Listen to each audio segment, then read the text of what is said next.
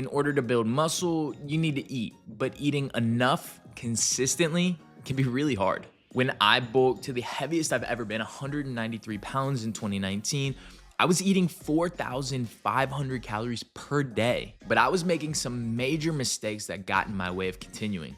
In this video, I'm gonna share with you 4 practical tips that I, as a dietitian, use with my clients that will help you annihilate any plateau that you may be facing. And I think the last one will really surprise you because it tends to go against what most fitness influencers are saying. Tip number 1, eat enough fiber. This is something I never hear anybody talking about, but imagine this. Imagine this is a pipe. And if I were to close that pipe so that nothing could get out of one side, and then I took these snacks and I put them in here, as I put more and more in, you would anticipate that if I let nothing out, that I would get to a point where I can't put anything else in.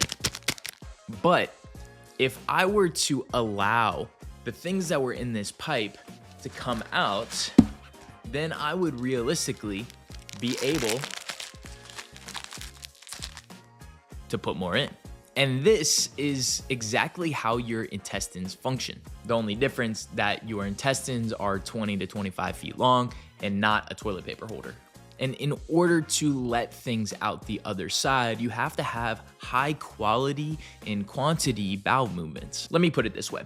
If you're not pooping every day, maybe at a bare minimum every other day, then it's gonna be hard to put more in when you're not getting anything out. The recommendation for men is to eat 38 grams of fiber per day, which is quite a bit. Another way to put this is 14 grams for every 1,000 calories that you consume in the day. And a lot of the times, all I see guys consuming when they're trying to build muscle is rice and meat. And fiber is one of those main stimulators for you to have a bowel movement, but also it's used in the creation of your feces. So if you don't properly package your feces, then it's just not gonna get shipped out, right? Like Amazon wouldn't send out just the product itself, right? They put it in a box. And honestly, sometimes I put it in a box. When I tell people this, their gut reaction is to ask, well, should I take a fiber supplement? Which can be useful in some cases, but what I would rather you do is just eat more fiber from fruits, from vegetables, and switch some of your more simple grains like white rice to more complex carbohydrates, something like potatoes, quinoa, or just whole grain pasta or bread. And don't switch everything or add a ton of fiber at once. The best thing to do is increase in increments of about 5 grams because a ton more fiber in a very sharp increase, you will feel it and it won't feel good. Number 2, work your way up. A lot of times when we start trying to bulk, we just increase our calories a whole bunch and it gets really hard. People get discouraged and then they stop. And for me, this used to be the cycle I would get in. I would get too full. It would be uncomfortable. I would stop bulking. I would get mad that I stopped bulking and not see any results. And then I would start bulking again. I would eat too much. I'd be too full and so on and so forth. But the reality is you have to train your gut. The best example of this we actually see in endurance athletes. Endurance athletes typically need to eat while they're moving because they're doing these really long races and they're expending a ton of energy and they need those calories while they're moving to keep up with their demands. But those athletes have to train their gut, just like you would train a muscle. You go into the gym, you're not lifting 315 pounds the first time you get in there. But if you work your way up and train efficiently, then at some point, it's completely realistic that you would hit that number. And this is what they do, but for food. Many of them can't really tolerate eating a whole lot while they're moving because the amount of blood that goes to your gut decreases a lot, and a lot of that blood goes to their working limbs, their working muscles. But over time, they train this process. They start eating small amounts while they're running, and then over time, they can consume more and more until they can get to an amount, some of them up to 90 or 120 grams per hour, which is insane. But at the end of the day, that fuels them through these events. And you can do the same thing with just the regular meals that you eat. If you're trying to increase, let's say 500 calories, a very normal amount to increase at the start of your bulk, then maybe we just increase by 100 calories for the next 3 to 4 days, or maybe the whole next week. Figure out how you can do that, sustain it, and do it in a comfortable way that aligns with your goals. Then after we get that down, then we can add more and more until we start seeing that scale move and feel like we're starting to put on muscle. Tip number 3.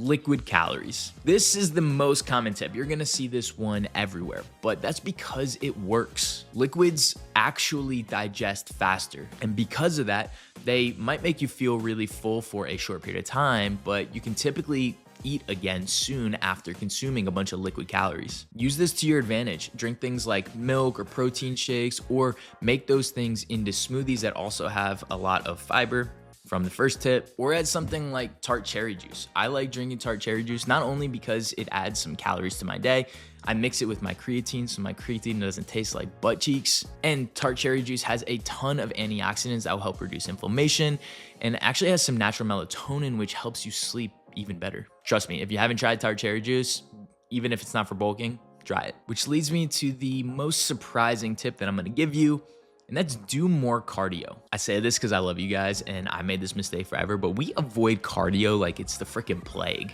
And I will be honest, there's some data that supports that doing cardio may reduce your gains in your legs a little bit, but it is so minuscule that anybody watching this video, unless you go on to be the next Chris Bumstead, you will never notice that difference. And a lot of that really just has to do with the amount of volume that you put on your legs, which leads to lack of recovery and blah, blah, blah. But I'm gonna give you a counterpoint to that argument. If you struggle to eat enough, and because of that, you can never put on the amount of muscle that you really want to in your legs, but doing cardio allows you to eat more, which allows you to actually put on the muscle you want, then aren't you gaining more out of doing cardio than you're losing?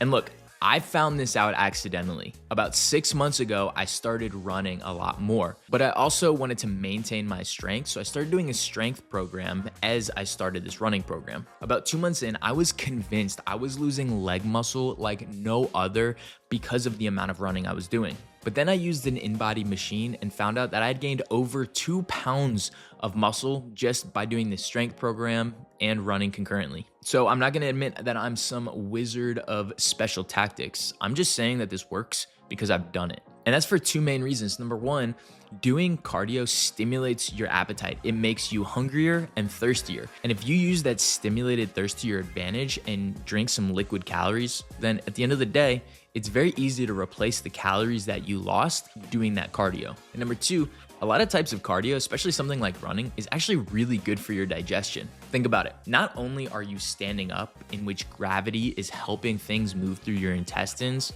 which is one of the main mechanisms that digestion uses, but you are also bouncing up and down as you move, which increases that process and forces you to digest even faster. Look, besides your training program, eating enough calories is the most important part of you gaining muscle. And one of the other biggest mistakes I see people doing is eating too much protein. And that's because protein is really filling. So check out this video to make sure that you're not also making that mistake. And I'll see you there.